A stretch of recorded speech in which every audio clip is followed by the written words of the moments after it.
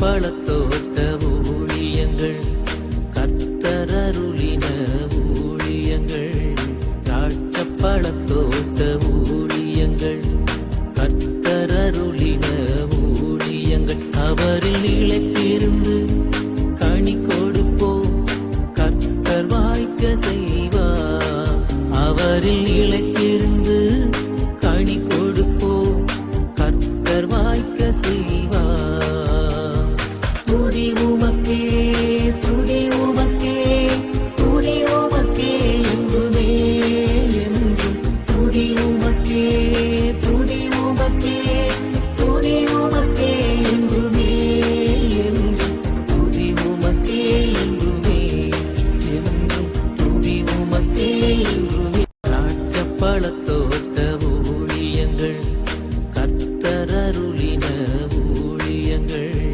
திராட்சை பழத்தோட்ட ஊழியங்கள் கர்த்தரருளின ஊழியங்கள் அவரில் நிலைத்திருந்து கனி கொடுப்போம் கர்த்தர் வாய்க்க செய்வார் அவரில் நிலைத்திருந்து கனி கொடுப்போம் கர்த்தர் வாய்க்க செய்வார் துதி உமக்கே துதி உமக்கே துதி உமக்கே என்றுமே என்றும் துதி உமக்கே துதி உமக்கே துதி உமக்கே என்றுமே என்றும் துதி உமக்கே என்றுமே என்றும் துதி உமக்கே என்றுமே. சிறியவனை பொழுதிலிருந்தும் எளியவனை குப்பையிலிருந்தும் எடுத்து உயர்த்தி ராஜாக்களோடும் பிரபுக்களோடும் பந்திருக்க செய்கிற அருமை ஆண்டவர் இயேசு கிறிஸ்துவின் இனிதான நாமத்தினாலே இந்த சத்தத்தை கேட்கின்ற அனைத்து தேவனுடைய பிள்ளைகளுக்கும் என்னுடைய அன்பான வாழ்த்துக்கள். நீங்கள் கோடா கோடியாய் பெருகுவீர்களாக, உங்களுடைய பிள்ளைகள் கோடா கோடியை பெருகுவார்களாக என்று வாழ்த்துகின்றேன், ஆசீர்வதிக்கின்றேன். பிரியத்துக்குரியவர்களே, இந்த வாரம் சனிக்கிழமை கர்த்தருக்கு சித்தமானால் சென்னையிலே பல்லாவரம் பம்மல் ரோட்டில் முத்தமிழகர் பஸ் ஸ்டாப்பில் இருக்கிற சியோன் காம்ப்ளெக்ஸ் பின்னால் உள்ளபடி வந்தீங்கன்னா லிஃப்ட் இருக்கும். 4வது மாடியிலே உங்களுக்காக நான் காத்திருப்பேன். காலை 10 மணிக்கு ஆரம்பித்து 1 மணிக்கு நிறைவுறும். அந்த கூட்டத்தின் இறுதியிலே உங்கள் யாவருக்கும் நான் தனித்தனியாக ஜெபிப்பேன். ஆண்டவர் உங்களோடு பேசுவார், பிசாசின் பிடிகளிலிருந்து உங்களை விடுவிப்பார் என்கிற நல்ல செய்தி உங்களுக்கு உண்டு. சகோதரர் மங்களராஜ் அவர்களும் நல்ல சிறப்பான உணவை உங்களுக்காக ஆயத்தப்படுத்தி இருக்கிறார் என்பதையும் நான் நினைவூட்ட விரும்புகின்றேன். சென்னை வாழ் ஜனங்களே, இந்த சந்தர்ப்பத்தை நீங்கள் பயன்படுத்தி கொள்ளுங்கள். அது மாத்திரமல்ல, பிரியத்துக்குரியவர்கள் ஊழியத்தின் சார்பாக கர்த்தருடைய சித்தத்தின்படியே கட்டப்பட்டிருக்கிற அடைக்கலான் குருவி எனப்பட்ட ஆவிக்குரிய முதியோர் இல்லத்தை நீங்கள் மறந்து விடாதிருங்கள். அநேக தேவனுடைய பிள்ளைகள் அங்கே தங்கியிருக்கிறார்கள். இன்னும் ஏராளமான இடங்கள் இருக்கிறது. இதனுடைய முக்கியத்துவம், ஸ்பெஷாலிட்டி என்னவென்றால், தினந்தோறும் அங்கே ஊழியக்காரர்கள் வந்து அங்கே இருப்பவர்களை ஜெபத்திலே நடத்துகின்றார்கள். எனவே நீங்கள் அதை பயன்படுத்தி கொள்ள வேண்டும். சந்தோஷமாக அங்கே இருக்கிறவங்க இருக்கிறாங்க. மிக சிறப்பான உணவுகளை நாம் அவர்களுக்கு 3 வேளையும் நாம் கொடுக்கின்றோம். யாராவது ஆவிக்குரிய முதியோர்களத்தை தேடுவாங்கன்னா அவங்க ரெஃபர் பண்ணுங்கள், அவர்களுக்கு இது ஏற்ற இடமாக இருக்கும்.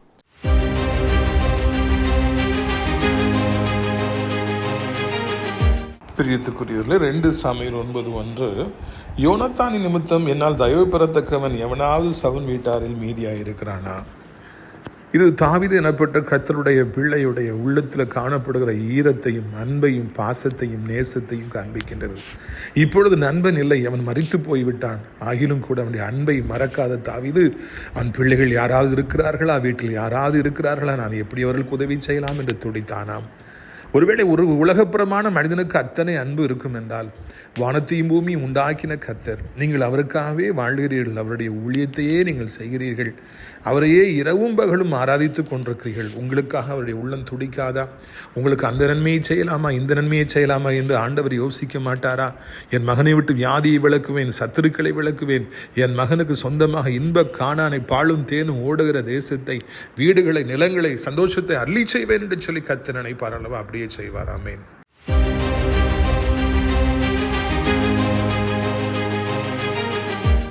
பிரியத்துக்குரியவர்களே, இந்த நாளிலும் நம்முடைய பிரயோஜனத்திற்காக ஆதியாகமம் 27வது அதிகாரம் 21வது வசனம் முதல். அப்பொழுது ஈசாக்கு யாக்கோபை நோக்கி, என் மகனே, நீ என் குமாரனாகிய ஏசாதானா அல்லவோ என்று நான் உன்னை தடவி பார்க்கும்படி கிட்டவா என்றான். யாக்கோபு தன் தகப்பனாகிய ஈசாக் கண்டையில் கிட்ட போனான். அவன் இவனை தடவி பார்த்து, சத்தம் யாக்கோபின் சத்தம், கைகளோ ஏசாவின் கைகள் என்று சொல்லி, அவனுடைய கைகள் அவன் சகோதரனாக ஏசாவின் கைகளைப் போல ரோம முன்னணியாக இருந்தபடியினாலே இன்னான் என்று அறியாமல். ஒரு பரிதாபமான ஒரு தகப்பனை இங்கு நாம் பார்க்கின்றோம். ஒரு சிங்கத்துக்கு கண்ணு தெரியல. ஈசாக்குங்கிற சிங்கத்துக்கு கண்ணு தெரியல, வயசாயிடுச்சு, கிளச்சிங்கமாயிருது, அதனால கண்ணு தெரியல. ஆபிரகாம் ஐயாவுடைய வாக்குத்தத்தத்தின் குமாரன், நேசகுமாரன் தான் இந்த ஈசாக்கு என்பதை உங்களுக்கு நான் நினைவூட்ட விரும்புகிறேன். இந்த பிள்ளையை வச்சு தான் ஆண்டவர் ஒரு பெரிய டெஸ்ட்டே ஆபிரகாமுக்கு வச்சார். இவனை வெட்டு, கொலை பண்ணு, எனக்கு தகன பலியை தா அப்படின்னு சொல்லி சொன்னார். அதுக்கு பிறகு அதெல்லாம் உங்களுக்கு நடந்ததெல்லாம் உங்களுக்கு தெரியும். எதற்காக இதை சொல்லுகிறேன் என்றால், இந்த வாக்குத்தத்தின் குமாரன் இப்பொழுது இவர் பெரியவராக மாறிவிட்டார். இவருடைய பிள்ளைகள் தலையெடுத்து விட்டன, வயதாகிவிட்டது, கிளச்சிங்கமாகிவிட்டார், கண்ணு தெரியாதபடிக்கு அவர் தடுமாறுகிறார். 2 பிள்ளைகள், ஏசா யாக்கோபு. இது ஏசாவா யாக்கோபான்னு கூட கண்டுபிடிக்க முடியல. எனக்கு கண்ணு தெரில, நீ வா, உன்னை நான் தடவி பார்க்கட்டும், முகந்து பார்க்கட்டும் என்ன சொல்லி அவர் குழம்புகிறார். தடவி பார்த்து இது மகன் ஏசா மாதிரி இருக்குன்னு சொல்கிறாரு, ஆனால் சத்தம் யாக்கோபு மாதிரி இருக்கே, இது என்ன சத்தம், யாக்கோபு சத்தம், ஆனால் உடம்பெல்லாம் தடவி பார்த்தா இது ஏசா மாதிரி இருக்க, யாருப்பா நீ யாருப்பான்னு சொல்லி தடுமாறுகிறார். எனக்கு மிகவும் ஆச்சரியமாக இருந்தது. பரிதாபமான ஒரு நிலைமைக்குள்ளாக, எந்த பையன் நம்மகிட்ட வந்திருக்கான்னு கூட தெரிய முடியாத அளவிற்கு அந்த கண்கள் தெரியாதபடியினாலே அங்கே ஈசாக்கு தடுமாறினார். இது ஒரு முக்கியமான நேரம், பிள்ளைகளுக்கு ஆசீர்வாதத்தை கொடுக்கணும், யாருக்கு கொடுக்கணுங்கிற நேரம். அந்த நேரத்தில் அதற்கு குறுக்காக அவருடைய பலகீனம் இருந்தது என்று நாம் காண்கிறோம். ஆனாலும் கூட அந்த பலகீனம்தான் தேவ சித்தம் நிறைவேறுவதற்கு வழிவகுத்தது என்பதையும் பின்னாலே பார்க்கின்றோம். நம்முடைய வாழ்விலே நாம் ஒன்றை நாம் புரிந்து கொள்ள வேண்டும். எவ்வளவு நாம் கிழவர்களாய் மாறினாலும், எவ்வளவு பலகீனங்கள், எவ்வளவு வியாதிகள் வந்தாலும், எத்தனை லட்சம் கோடி கடன்கள் வந்தாலும், இந்த உலகத்தில் எல்லாத்தையும் இழந்து போய் நாம் யோபுவை போல தரித்திரத்தின் நிலைமையிலே நாம் நின்றாலும், இன்றைக்கு இந்த உலகத்தின் பார்வையில் மிகவும் அற்பமானவர்களாய் நாம் எண்ணப்படுகிறவர்களாய் இருந்தாலும், நாம் ஈசாக்கை போல பலமில்லாத சிங்கமாக யாருன்னு கூட தெரிய முடியாத அளவிற்கு, புரிய முடியாத அளவிற்கு நாம் தடுமாறி நின்றாலும் கூட, எல்லாராலும் மறக்கப்பட்ட நிலைமையில் இருந்தாலும் கூட, நாம் சிங்கம்தாங்கிறத மறந்துடவே கூடாது. சிங்கம்தாங்க. தேவன் நம்மோடு இருக்கிறார். இந்த கிழவன் தான், கண் தெரியாத கிழவன் தான் ஒரு நாட்டுடைய தலையெழுத்தை இப்பொழுது தீர்மானிக்க போகிறார். மிகப்பெரிய ஆசீர்வாதத்தை கொடுக்க போகிறார். இவர் தலையெழுத்து என்ன என்பதை இவர் தான் இப்பொழுது சொல்லி தீர்மானிக்க போகிறார். இவர் கொடுக்க போகிற தீர்ப்பு தான், இவர் கொடுக்க போகிற ஆசீர்வாதம் தான் யாக்கோபுடைய எதிர்காலத்தை தீர்மானிக்க போகுது. அந்த வல்லமை யார்கிட்ட இருந்ததுன்னா இந்த கண்ணு தெரியாத கிழவர்கிட்ட தான் இருந்தது. அப்படி என்றால் பிரியத்துக்குரியவர்களே, நாம் எவ்வளவு பலகீனமானவர்களாய் மாறி இருந்தாலும், படுக்கையில் இருந்தாலும், நமக்கு தந்திருக்கிற கிருபாவரங்கள் அவைகள் மிகவும் வல்லமையானவைகள், அவைகள் சாதாரணமானவைகள் அல்ல. தேவன் நமக்கு தந்திருக்கிற அழைப்பு, தேவன் நமக்கு தந்திருக்கிற கிருபைகள் வேறு எவரிடத்திலும் இல்லை. நீங்கள் எல்லாவற்றையும் இழந்து போகிற நிலைமையில் இருந்தாலும் நீங்கள் ஒரு சிங்கம்தான், நீங்கள் ஒரு தங்கம்தான் என்பதை மறந்து விடாதிருங்கள். ஏனென்றால் நீங்கள் விசேஷித்தமானவர்கள். அநேகருடைய தலையெழுத்தை மாற்றுகிற வல்லமையை கர்த்தர் உங்களுக்கு தான் கொடுத்திருக்கிறார். உங்கள் வார்த்தைகள் எந்த மனிதனையும் வாழ்விக்கும். நீங்கள் ஒருவரை ஆசீர்வதிக்கிற பொழுது அவர்கள் எந்த நிலைமையில இருந்தாலும் அவர்கள் ஆசீர்வதிக்கப்படுவார்கள். எவ்வளவு பெரிதான வியாதி இருந்தாலும் நீங்கள் ஜெபிக்கிற பொழுது அந்த வியாதிகள் நீங்கி போகும். எவ்வளவு பெரிய சாபங்கள் அவர்களை தொடர்ந்து கொண்டிருந்தாலும் சாபங்கள் நீங்கட்டும் என்று சொல்கிற பொழுது அந்த சாபங்கள் நீங்கிவிடும். மருத்துவர்களால் தீர்க்க முடியாத வியாதியை மிகவும் பலகீனத்தின் மத்தியில் இருக்கிற நீங்கள், நடக்கக்கூட முடியாமல் தள்ளாடுகிற நீங்கள் ஏதோ சொல்லி ஜெபிக்கிற பொழுது உடனடியாக அந்த வியாதிகள் நீங்கிவிடும். ஏன் தெரியுமா? உலகத்தின் பார்வையிலே நீங்கள் தள்ளாடி நடந்தாலும், எல்லாவற்றையும் இழந்து போனது போல எல்லாருக்கும் தோன்றினாலும், இவன் கதை முடிந்தது என்று அநேகர் சொன்னாலும், உங்களுக்குள்ளே இருக்கிற கிருபைகள் அவைகள் வார்த்தைகளால் விவரிக்க முடியாதவைகள். அநேகருடைய தலையெழுத்தை திருப்புகிற வல்லமை அவைகள் உங்களிடத்தில் தான் இருக்கிறது, வேறு எவரிடத்திலும் இல்லவே இல்லை. நான் இந்த நாட்களில் அடிக்கடி ஆப்ரைஸ் பண்ணி பார்க்குறேன். How God let me in the olden days. 30 years of spiritual journey and spiritual walk and ministerial walk with the Lord. 30 வருடமாக கர்த்தருக்குள்ளாக நான் வாழ்ந்து வருகிறேன் அல்லவா. அப்பொழுது நான் திரும்பி பார்க்கிறேன், எப்பொழுது ஆண்டவர் அதிக வல்லமையாய் பயன்படுத்தினார், எப்பொழுது அதிக கூட்டங்களை கொண்டு வந்தார் என்று அடிக்கடி நான் சிந்தித்து பார்க்கின்றேன். நான் அந்த முடக்குவாத வியாதியினாலே பாதிக்கப்பட்டு நடக்க முடியாமல் தள்ளாடி கையிலாக கொடுக்கிறவர்களை தேடி உள்ளங்கால்களை 1000 ஊசி வைத்து குத்தினால் எப்படி இருக்குமோ அவ்வளவு குத்தி கால்களெல்லாம் வீங்கி நடக்க முடியாமல் நான் கஷ்டப்பட்டு வந்த அந்த நேரத்தில் தான் தேவன் மிகப்பெரிய காரியங்களை செய்தார். அவர் பொல்லாத பிசாசுகளை கைகளை நீட்டிய பட்சத்தில் ஓடும்படியாய் செய்தார். ஏதோ கொஞ்சம் ஜெபிச்ச உடனே அந்த வியாதிகள் எல்லாம் காணாமல் போகும்படியாய் செய்தார். ஒரு நிமிஷம் ஜெபம், அந்த நேரத்தில் ஜெபிச்ச உடனே 10 வருஷமா குழந்தை இல்லாதவங்களுக்கு, 20 வருஷமா குழந்தை இல்லாமல் இருக்கிறவங்களுக்கு ஃபோனில் ஒரு நிமிஷம் ஜெபிச்ச உடனே ஆண்டவர் கர்ப்பத்தின் கனியை கொடுத்தார் என்கிற சாட்சிகள். தேவன் என்னை மிக அதிக வல்லமையாய் பயன்படுத்திய காலங்கள் எது? நான் இந்த ஈசாக்கை போல ஒரு கிழசிங்கம் போல வியாதியினாலே பாதிக்கப்பட்டு தடுமாறி நான் நடந்து வந்த காலங்கள். உலகத்தின் பார்வையில் பாஸ்டருக்கு இப்படி ஆகி போச்சு, பேயை விரட்டி இவருக்கு யாருமே ஜெபிக்காதனால இவர் இப்படி ஆயிட்டாரே, கிழட்டு மனுஷனமான மாதிரி மாறிட்டாரேன்னு நினைச்சிருக்கலாம். ஆனால் அந்த நேரத்தில் தான் அபிஷேகம் புறப்பட்டது, அந்த நேரத்தில் தான் வல்லமை புறப்பட்டது, அந்த நேரத்தில் தான் கர்த்தர் மிகப்பெரிய கூட்டங்களை கூட்டினார், மிகப்பெரிய அதிசயங்களை செய்தார். மக்கள் வாரி கொடுத்தார்கள். மிகப்பெரிய கட்டடங்களை கட்டுவதற்கு, தேவனுடைய மாளிகை எழும்புவதற்கு 7 வருடங்கள் தடையில்லாமல் அந்த கட்டுமான பணிகள் நடப்பதற்கு தேவன் வழிகளை வகுத்தார். பலகீனம் வந்துட்டதுனால, வியாதி வந்துட்டதுனால, இல்லைன்னா எல்லாத்தையும் இழந்துட்டு போனதுனால ஊழியக்காரனை அற்பமாக எண்ணாதீங்க. பாஸ்டர் நீ என்ன முடியும்னு சொல்லி நினைக்காதீங்க. இவருக்கு என்ன முடியும், இந்த அப்பாவுக்கு என்ன முடியும், இந்த தாத்தாவுக்கு என்ன முடியும்னு நினைக்காதீங்க. அநேகருடைய தலையெழுத்தை திருப்புகிற வல்லமையை ஆண்டவர் ஈசாக்குக்குள்ளே வைத்திருந்தது போல பிள்ளைகளுடைய எதிர்காலம் எப்படி என்பதை அவர் தான் தீர்மானிக்க போறாரு. கண்ணு தெரிஞ்ச யாக்கோபோ, ஈசாக்கோ, ரெபெக்காலோ கிடையாதுங்க. அது ஈசாக்குக்கு தான் அந்த வல்லமை கொடுத்திருந்தார் என்பதை நாம் மறந்து போகவே கூடாது. பாருங்கள், 26 நான் வாசிக்கிறேன். அப்பொழுது அவன் தகப்பனாக ஈசாக்கு அவனை நோக்கி, என் மகனே, நீ கிட்ட வந்து என்னை முத்தஞ்செய் என்றான். அவன் கிட்ட போய் அவனை முத்தம் செய்தான். அப்பொழுது அவனுடைய வஸ்திரங்களின் வாசனையை மோந்து, இதோ என் குமாரனுடைய வாசனை கர்த்தர் ஆசீர்வதித்த வயல்வெளியின் வாசனையும் போல இருக்கிறது. தேவன் உனக்கு வானத்து பணியையும் பூமியின் கொழுமையும் கொடுத்து மிகுந்த தானியத்தையும் திராட்சரசத்தையும் தந்தருளுவாராக. ஜனங்கள் உன்னை சேவிக்கவும் ஜாதிகள் உன்னை வணங்கவும் கடவர்கள். உன் சகோதரருக்கு எஜமானாக நீ இருப்பாய். உன் தாயின் பிள்ளைகள் உன்னை வணங்குவார்கள். உன்னை சபிக்கிறவர்கள் சபிக்கப்பட்டவர்களும் உன்னை ஆசீர்வதிக்கிறவர்கள் ஆசீர்வதிக்கப்பட்டவர்களுமாய் இருப்பார்கள் என்று சொல்லி அவனை ஆசீர்வதித்தான்.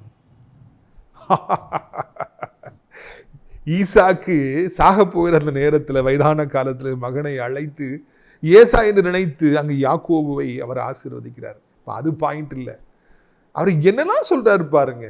இந்த வசனத்தை எத்தனையோ வருடங்கள் நான் மனப்பாடம் செய்து இங்கிலீஷில், இப்போ தமிழில் நான் ஃப்ளூவெண்ட்டாக இருக்கேன், அப்போ இங்கிலீஷில் டெய்லி சொல்லிக்கிட்டே இருப்பேங்க.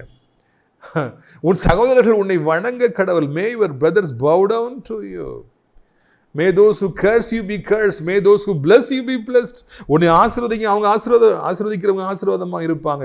உன்னை சபிக்கிறவங்க சபிக்கப்படுவாங்க. வானத்து பணி இன்னும் பூமியுடைய எல்லா விளைநிலும் உனக்கு கிடைக்கட்டும். ஒரு தகப்பன் அவன் தேவனுடைய வல்லமையை பெற்றிருந்தபடினால பிள்ளைக்கு சொல்லுகிறான், இது வானத்து செழுமை, வானத்து பணி, பூமியின் கொழுமை எல்லாம் உனக்கு தான். இன்னைக்கு ஒரு டேடி அவர் வில்லு எழுதினார்னா, ஒரு சொத்துக்களை எழுதினார்னா, தான் என்ன சம்பாதிச்சு என்ன வீடு வச்சிருக்காரோ, சம்பாதிச்சு என்ன வயக்காடை வச்சிருக்காரோ, பிளாட் வாங்கி போட்டிருக்காரோ, இல்லைன்னா ஷேர் மார்க்கெட்டை வச்சிருக்காரோ, இல்லை பேங்க்ல அக்கௌண்ட் வச்சிருக்காரோ, அதை கொடுக்க முடியும், அவ்வளோதான். ஆனால் இந்த தகப்பன் சொல்றாரு, வானத்து பணி, இந்த பூமியின் கொழுமை செல்மை எல்லாம் உனக்கு தான். உன் தாயின் சகோதரர்கள் எல்லாரும் உன்னை வந்து வணங்குவாங்க. உன்னை யாரு ஆசீர்வதிக்கிறாங்களோ அவங்க ஆசீர்வதிப்பாங்க, யாரு சபிக்கப்படுவாங்க அவங்க சபிக்கப்படுவாங்க. தன்னுடைய வீட்டில் இருப்பவைகளை மாத்திரம் கொடுக்கவில்லை, வானத்து ஆசீர்வாதங்கள், பூமியின் செழுமைகள், கொழுமைகள், இல்லை சகோதரர்கள் மத்தியில், ஊரார் மத்தியில், எல்லார் மத்தியிலும் நம்பர் 1 இருப்பது. எல்லாரும் அப்படி அவர் வாழ்க்கையில் என்ன நடக்கும் என்பதை இன்னும் 1000 20,000 வருடங்கள் இந்த பூமி இருக்கிற வரைக்கும் சந்ததி எல்லாம் எப்படி இருக்கும் என்பதை அவர் அழகாக அங்கே சொல்லுவதை பார்க்கிறோம். இந்த உலகத்து மக்கள் நமக்கு ஆசீர்வாதங்களை தருவதற்கும், தேவனுடைய பிள்ளைகள் நமக்கு ஆசீர்வாதத்தை தருவதற்கும் மிகப்பெரிய ஆசீர்வாதம் இருக்கிறது, மிகப்பெரிய வித்தியாசம் இருக்கிறது. உலகத்து தகப்பன்மார்கள் ஒரு சிறிய அளவு தான் கொடுக்க முடியும். தேவனுடைய பிள்ளைகளோ, ஆவிக்குரிய தகப்பன்மார்களோ, அவர்கள் தேவனுடைய வல்லமையை பெற்றிருக்கிறபடியினாலே அவர்கள் நம்மை ஆசீர்வதிக்கிற பொழுது அவர்கள் சொல்லுகிற அந்த எல்லை, அந்த ஆசீர்வாதங்கள் எல்லாம் மிக பெரிதானவைகளாக இருக்கிறது. மிக பெரிதான உலகம் முழுவதும் இருக்கிற ஆசீர்வாதங்களை ஆவிக்கிற தகப்பன்மார்கள் நமக்கு பெற்றுக் கொடுக்க முடியும். நம்மை சந்திக்க போகிற ஜனங்கள் எல்லாம் நம்முடைய காலில் வந்து விழுகிற அளவிற்கு, நம்மை வணங்குகின்ற அளவிற்கு நம்மை ஆசீர்வதிக்கிற வல்லமை நம்முடைய ஆவிக்குரிய தகப்பனுக்கு இருக்கிறது, தேவனுடைய பிள்ளைகளுக்கு, ஊழியக்காரர்களுக்கு இருக்கிறது என்பதை நான் நினைவூட்டும்படியாக நான் விரும்புகின்றேன். பிரியத்துக்குரியவர்களே, பாருங்கள், தேவனுடைய வல்லமை ஒரு மனிதனத்தில் இருக்கும் பொழுது ஒரு மனிதனை அவர் எப்படி வேண்டும் என்றாலும் சொல்லி ஆசீர்வதிக்கலாம். எவ்வளவு உயர்த்த வேண்டும் என்றாலும் கர்த்தர் உயர்த்துவார்னு சொல்லி ஆசீர்வதிக்கலாம். அது அப்படியே ஆகும். அது வல்லமை இல்லையா? அது அதிகமாக இருக்கிறது. ஊழியக்காரரிடத்திலும் தேவனுடைய பிள்ளைகளிடத்திலும் ஆவிக்குரிய தகப்பன்மார்களிடத்திலும் இருக்கிறது. அதை எப்படியாவது நாம் பெற்றுக்கொள்வதற்கு வாஞ்சிக்க வேண்டும். யாக்கோபு வாஞ்சித்தாருங்க, எப்படியாவது அப்பாவுடைய ஆசீர்வாதத்தை வாங்க.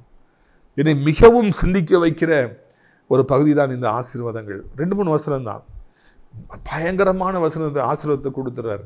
இந்த பூமி இருக்கிற வரைக்கும் யாக்கோபுடைய சந்ததி தான் இந்த பூமியை ஆளும் என்பதற்கு எடுத்துக்காட்டாக அத்தனை ஆசீர்வாதங்களையும் இங்கே கொடுத்து விடுகிறார். இப்போ இதில் இருக்கிற இந்த வசனங்கள் இருக்கிற ஆசீர்வாதம் எல்லாம் அமெரிக்காவில் இருக்குது.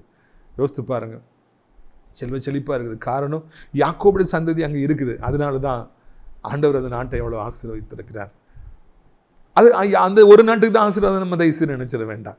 தேவனுடைய பிள்ளைகள் எல்லோருக்குமே, ஊழியக்காரர்களை கனம் பண்ணுகிற, ஆவிக்குரிய தகப்பனை கனம் பண்ணுகிற எல்லோருக்குமே, கர்த்தருக்கு பயந்து வாழுகிற எல்லோருக்குமே, பிறருடைய வாழ்க்கையை கெட்டி எழுப்புகிறவர்கள், பிறருக்காக விட்டுக் கொடுக்கிறவர்கள் யாவருக்குமே இது போன்ற ஆசீர்வாதங்கள் நிச்சயமாக உண்டு என்பதை நாம் மறந்து போகவே கூடாது. ஏதோ ஒரு சின்ன ஒரு ஆசீர்வாதம், நம்முடைய தகப்பனுடைய ஆசீர்வாதம், மூதாதையருடைய ஆசீர்வாதம் மாத்திரமல்ல, நமக்கு திரளான ஆசீர்வாதங்களை கொடுப்பதற்கு, நமக்கு ஏராளமான சுகத்தை கொடுப்பதற்கு, பலத்தை கொடுப்பதற்கு, எல்லோரும் நம்மை வணங்குகின்ற அளவிற்கு தேவனாலே நம்மை ஆசீர்வதிக்க முடியும் என்பதை, அதுக்கு காரணமாக நம்முடைய ஆவிக்குரிய தகப்பனும் நம்முடைய ஊழியக்காரர்கள் இருப்பார்கள் என்பதை மறந்து போகக்கூடாது. ஒரு கிழட்டு சிங்கம் தடுமாறிட்டு நிற்குது, எந்த பிள்ளைன்னு கூட அதுக்கு தெரியல. ஆனால் அவர் எவ்வளவு வல்லமை நிறைந்தவராக இருந்திருக்கிறார், அவருக்குள்ளே எவ்வளவு ஆசீர்வாதங்கள் இருந்திருக்கிறது, ஒளிந்திருக்கிறது என்பதை பார்க்கும் பொழுது நாம் வாயடைச்சு போகிறோம். பிரியத்துக்குரியவர்களே, நம்முடைய வாழ்க்கையில் அந்த மாதிரியான ஆவிக்குரிய கண்களை நமக்கு திறப்பாராக, அந்த வல்லமையை தேவன் நமக்கும் கொடுப்பாராக, நம்முடைய பிள்ளைகளை ஆசீர்வதிக்கும்படியாக என்பதை நாம் மறந்துவிடவே கூடாது. அடுத்ததாக பார்க்குறோம் பாருங்க, இந்த இடத்துல இவர் இப்படி ஆசீர்வாதத்தை தாராரு, தந்துட்டு அவர் சந்தோஷமாக என் மகன் ஏசாவை ஆசீர்வதிச்சு நினைக்கிறார். ஆனால் வாங்கினது வந்து யாக்கோபு. கொஞ்ச நேரத்திலே அங்கே பாருங்கள், 30 வசனம் சொல்கிறது, ஈசாக்கு யாக்கோபை ஆசீர்வதித்து முடிந்த பின்பு யாக்கோபு தன் தகப்பனாக ஈசாயை சபித்து விட்டு புறப்பட்ட உடனே அவன் சகோதரனாக ஏசா வேட்டையாடி வந்து சேர்ந்தான். அப்போ அவரும் என்னை ஆசீர்வதின்னு சொல்கிறாரு. அப்போ 32 பாருங்க, ஈசாக்கு நீ யார் என்றான். அதற்கு நான் உம்முடைய மூத்த குமாரன் ஏசா என்றான். உடனே அவர் என்ன சொல்கிறாரு பாருங்க, இல்லை நான் ஏற்கனவே அவனை ஆசீர்வதிச்சிட்டேன்ப்பா அப்படின்னு சொல்கிறாரு. நான் அவனை ஆசீர்வதிச்சுதான்ப்பான்னு சொல்கிறேன். அதுக்கு பிறகு அங்கே ஏசா வாராரு. ஏசா வந்தோடனே நீங்கள் என்னை ஆசீர்வதிங்கன்னு, என்னப்பா அப்போ யார் அது? யாக்கோபு ஒரு கண்ணு தெரியாத ஆள், எவ்வளோ தடுமாற்றம் பாருங்கள். அப்போ அவர் அடுத்த மகன் வந்து ஏசா வந்து என்னையும் ஆசீர்வதிங்கன்னு சொல்ல முடியாதுப்பா, நான் சொன்னது தான். அந்த வார்த்தைகளுக்கு எவ்வளோ வல்லமை இருக்கிறது பார்த்தீர்களா? ஈசாக்கு வாயிலிருந்து வார்த்தை வந்துச்சு, அப்புறம் சொல்லி என்னாலே அதை மாற்ற முடியாது, நான் சொன்னது தான். இந்த சம்பவம் என்னை மிகவும் அதிகமாக சிந்திக்க வைத்தது. என்னை ஆசீர்வதிங்கப்பா, எனக்கும் ஏதாவது தாருங்கப்பான்னு ஒரு கெஞ்சிறார். இல்லைப்பா, நான் அவனை ஆசீர்வதிச்சு தான், உன்னை நீ அவனுக்கு வேலைக்காரனாக தான் நீ இருப்பேன், நீ அவனை சேவிக்க தான் செய்வேன், உனக்கு வந்து பயங்கர கஷ்டகாலம் தான் வரும், அவன் தான் நல்லா இருப்பான், ஏன்னா அப்படி நான் சொல்லிட்டேன், இப்போ அதை மாற்ற முடியாது.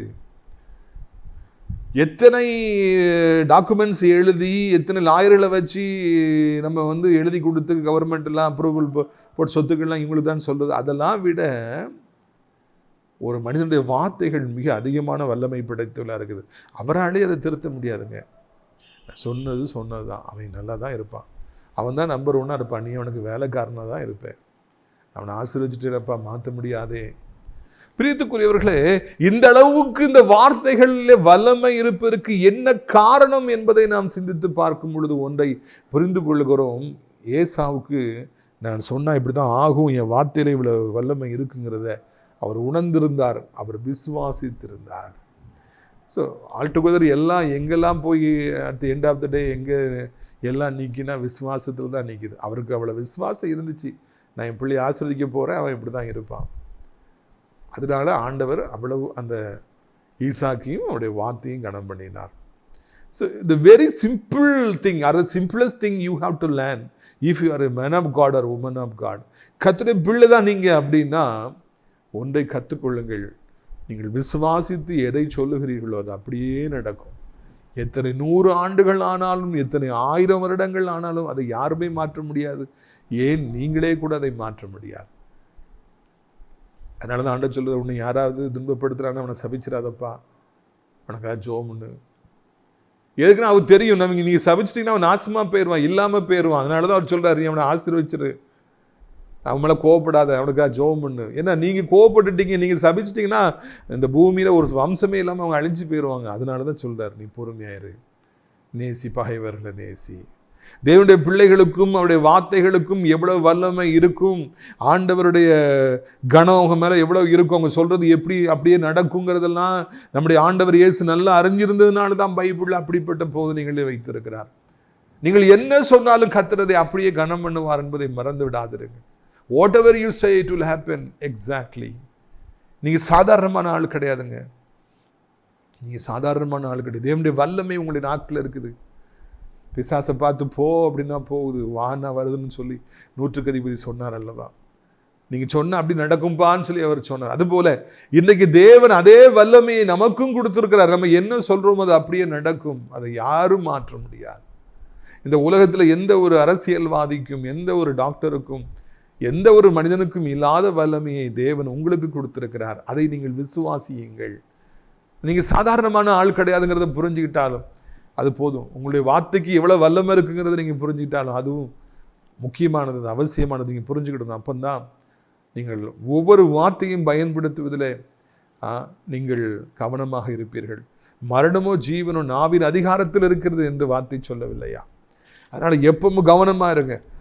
நீங்கள் யாரை ஆசீர்வதிப்பீங்களோ அவங்க ஆசீர்வாதமாக தான் இருப்பாங்க. பிள்ளைகள் படிக்காத பிள்ளைகளாக இருந்தாலும், வம்பு தும்பு பண்ணிக்கிட்டு கிடந்தாலும், எவ்வளோ மோசமான நிலைமையில் இருந்தாலும், வியாதிப்பட்டு இருந்தால், நல்லா இருப்பப்பா, நல்லா இருப்பம்மா, நீ நல்லா இருப்ப, உனக்கு வியாதி ஒன்றும் செய்யாது, நீ ரொம்ப வருஷம் இந்த பூமியில் இருப்ப, நீ ஆசீர்வதிக்கப்பட்டவளாக இருப்ப, ஆசீர்வதிக்கப்பட்டவனாக இருப்பாயான்னு சொல்லி நீங்கள் வாழ்த்துங்க. உங்கள் வார்த்தைகளை ஆண்டவர் அப்படியே செய்வார். தகப்பன்மார்களே, தாய்மார்களே, உங்கள் பிள்ளைகளுக்கு சாபத்தை சொல்லாதீங்க, மாறாக ஆசீர்வதிச்சுக்கிட்டே இருங்க. உங்கள் வார்த்தைகளுக்கு வல்லமை உண்டு. ஒரு தாயினுடைய வார்த்தைக்கு வல்லமை உண்டு. ஒரு தகப்பனுடைய வார்த்தைக்கு வல்லமை உண்டு. தன் பிள்ளையை மனப்பூர்வமாக ஆசீர்வதிக்கிற பொழுது தேவன் அப்படியே செய்வார் என்பதற்கு எடுத்துக்காட்டாக இங்கு ஈசாக்குடைய வாழ்க்கையும் வார்த்தைகளும் ஆசீர்வாதங்களும் எடுத்துக்காட்டாக இருக்கிறது என்பதை நான் நினைவூட்டும்படியாக விரும்புகிறேன். ஒரு பிள்ளையுடைய வாழ்க்கை எப்படிதான் இருக்கும் என்பதை ஒரு தகப்பன் இங்கே தீர்மானிக்கின்றார், சொல்லுகின்றார். நீங்களும் கூட உங்களுடைய பிள்ளையுடைய வாழ்க்கை இப்படித்தான் இருக்கும் என்பதை தீர்மானிப்பதற்கு உங்களுக்கு வல்லமை உண்டு என்பதை நான் நினைவூட்டும்படியாக விரும்புகிறேன். பிரியத்துக்குரியவர்களே, இந்த சம்பவங்கள் நம்மை மிகவும் மிகவும் அப்படியே த்ரில்லிங்காக நம்மளை அப்படி புல்லரிக்க வைக்குது. எவ்வளோலாம் வல்லமை ஒரு கிழட்டு சிங்கத்திட்ட இருந்திருக்குது ஈசாக்கிட்ட, இல்லையா? அப்போ நமக்குள்ளே அவ்வளோ வல்லமை இருக்குங்க. நம்ம சொல்கிறதும் அப்படி நடக்கும். நீங்கள் பயப்படாதீங்க. என்ன ஒரு சூழ்நிலை வந்தாலும் தேவன் உங்களுக்குள்ளே தான் இருக்கார். நீங்கள் சாதாரணமான ஆள் கிடையாது. அநேகருடைய தலையெழுத்தை மாற்றுவீர்கள். உங்கள் பிள்ளைகளுடைய வாழ்க்கையை மாற்றப்படுவதற்கு உங்களுடைய கையில் தான் அந்த ஆதாரம் இருக்கிறது. உங்கள் வாயின் வார்த்தைகள் தான் உங்களுடைய பிள்ளைகளுடைய வாழ்க்கையை கட்டி எழுப்பும் என்பதை மறந்துடாதீங்க. பிள்ளை இல்லாத உங்கள் பிள்ளைகளுக்கு பிள்ளை இல்லையா, குழந்தை செல்வம் இல்லையா, ஆசீர்வதிங்க. நீ பெருகுவாப்பா சொல்லு, கண்டிப்பாக குழந்தை செல்வத்தை கொடுப்பார். வீடு இல்லையா, உனக்கு கண்டிப்பாக வீடு கிடைக்கும்பான்னு சொல்லுங்கள், கண்டிப்பாக வீடு கொடுப்பார். வேலை இல்லையா, உனக்கு வீடு கிடைக்கும் இயேசு நாமத்திலும் சொல்லுங்கள், எல்லாம் நடக்கும். ஆண்டவர் அப்படிப்பட்ட மேலான கிருபைகளை, இரக்கங்களை கர்த்தர் கொடுத்து உங்களை அவர் ஆசீர்வதிக்க விரும்புகிறார், பரவசப்படுத்த விரும்புகிறார். நிறைய பேருக்கு தங்கள் கையில் இந்த மாதிரி வல்லமை ஆண்டவர் கொடுத்துருக்கிறாருங்கிறது தெரியவே இல்லை. அதான் பிரச்சனை. எல்லாரும் இந்த ஈசாக்கை உணரணும். அவருக்கு கண்ணு தெரியாமல் தடுமாறினார், ஆசீர்வதிச்சுட்டு தடுமாறினார். ஈசாக்குடைய வாழ்க்கை முழுக்க தடுமாற்றம் தான். தேவ சித்தம் என்னங்கிறதுல அறியறதில் அவர் தடுமாறு. ஆனால் அந்த வல்லமை அவருக்குள்ள எல்லாத்துக்கும் மத்தியில், எல்லா பலகீனத்தின் மத்தியிலும் அந்த வல்லமை இருந்துச்சுங்க. ஊழியக்காரங்கிட்ட சில பலகீனம் இருக்கலாம், ஊழியக்காரங்க தடுமாறலாம், என்னெல்லாமோ அவங்ககிட்ட குறைகள் இருக்கலாம். ஆனால் அந்த வல்லமை உள்ளே இருந்துக்கிட்டு தான் இருக்குது. தலையெழுத்தை மாற்றுகிற வல்லமை அவங்ககிட்ட தான் இருக்குது. தலையெழுத்தை தீர்மானிக்கிற வல்லமை அவங்ககிட்ட தான் இருக்குது. அதனால் நம்ம கனம் பண்ணுவோம், வெற்றி அடைவோம். நாம் ஜெபிக்கலாமா? பிதாவே, வானத்துக்கு பூமிக்கும் ஆண்டவரே, இந்த அருமையான நாளிலும் கூட ஒரு வயதான மனிதனுக்கு, கண்ணு தெரியாத மனிதனுக்கு எவ்வளவு ஆண்டவரே வல்லமை இருந்தது என்று காண்கிறோம். அவருக்கு எவ்வளவு விசுவாசம் இருந்தது என்று காண்கிறோம். எங்களுக்கும் அப்படிப்பட்ட விசுவாசத்தை தாரும்.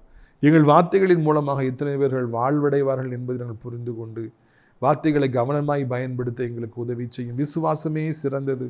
எல்லாவற்றிலும் மேலானது விசுவாசம். விசுவாசம் இல்லாமல் தேவனுக்கு பிரியமாக இருப்பது கூடாத காரியம். விசுவாசம் இல்லாமல் பிள்ளைகள் ஆசீர்வாதமாக இருப்பதும் சுகம் பெறுவதும் நீண்ட காலம் வாழ்வதும் அவர்கள் எல்லா நன்மைகளையும் சுதந்திரிப்பது கூடாத காரியம். தேவனிடத்தில் விசுவாசமாக இருக்க வேண்டும். தங்கள் வாயின் வார்த்தைகளின்படி அப்படியே ஆகும் என்பதை அவர்கள் புரிந்து கொள்ள வேண்டும். வாயின் வார்த்தைகளுக்கு வல்லமை உண்டு என்பதை அவர்கள் புரிந்து கொள்ள வேண்டும். தகப்பனே, நாள் இப்படிப்பட்ட அருமையான வார்த்தைகளுக்காக சோத்திரம்.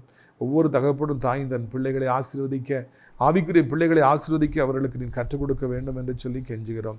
இந்த அருமையான நாளிலும் கூட ராஜா, எவ்வளவு பெரிய வியாதியாக இருந்தாலும், மருத்துவர்களால் கைவிடப்பட்ட நிலைமையில் இருந்தாலும், உயிர் போயிட்டு இருந்தால் கூட நீங்கள் அதை திருப்பி எடுத்துட்டு வாங்க.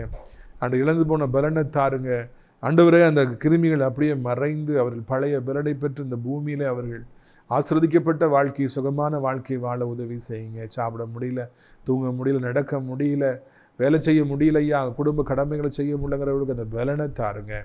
ஆண்டவரை சம்பாதிக்க முடியலையா, எனக்கு வருமானமே இல்லை, எனக்கு கடனாக இருக்குது, கடனை திருப்பி அடைக்க முடியல, வட்டி என்னை திங்குது, எனக்கு தற்கொலை பண்ணலாங்கிற அளவிற்கு கடன் நெருக்குது, வட்டி நெருக்குதுன்னு சொன்னால் எப்படியாவது கர்த்தர் அவர்களுக்கு நீர் உதவி செய்து அவர்களை பாதுகாக்க வேண்டும் என்று நாங்கள் கெஞ்சுகிறோம். இது அருமையான நாளிலும் கூட கர்த்தாவே, வேலை வாய்ப்புகளை காத்திருக்கிற பிள்ளைகள், ஆண்டவர் தேவையின்மற்ற இருக்கிற பிள்ளைகளுக்கு விசேஷித்த ஆசீர்வாதங்களை தர வேண்டும் என்று கெஞ்சுகிறோம். அவருடைய பணங்கள் வீண் செலவாகி ஆயிட்டிருக்கணும், அந்த வீண் செலவுகளை நிறுத்துங்க.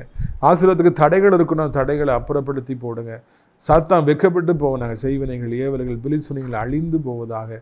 சாபங்கள் தொடர்ந்து வரும் என்றால் சாபங்கள் உடைக்கப்படுவதாக. போதை, அடிமைத்தனங்கள், கெட்ட வார்த்தைகள், கெட்ட நண்பர்கள், பெற்றோர்களை எதிர்த்து பேசுதல், அடம்பிடிக்கிற பிள்ளைங்க, சண்டை போடுற பிள்ளைங்க, ஆண்டவரே சந்திங்கப்பா, நாசமாய் போய் விடாதபடி பெற்றோருடைய கண்ணீரை கண்டு அவளை திருத்துங்க.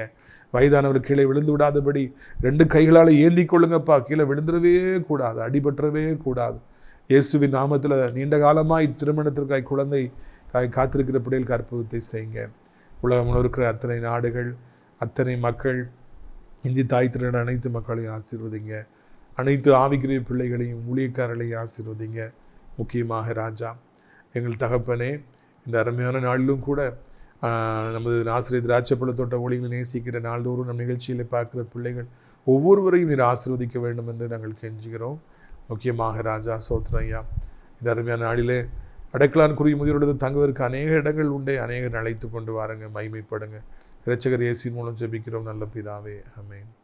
என் ஆத்துமாவை கர்த்தரை சோத்திரி, என் முழு உள்ளமே அவருடைய பரிசுத்த நாமத்தை சோத்திரி. என் ஆத்துமாவை கர்த்தரை சோத்திரி, அவர் செய்த சகல உபகாரங்களை ஒருபொழுதும் மறவாதே, ஆமென்.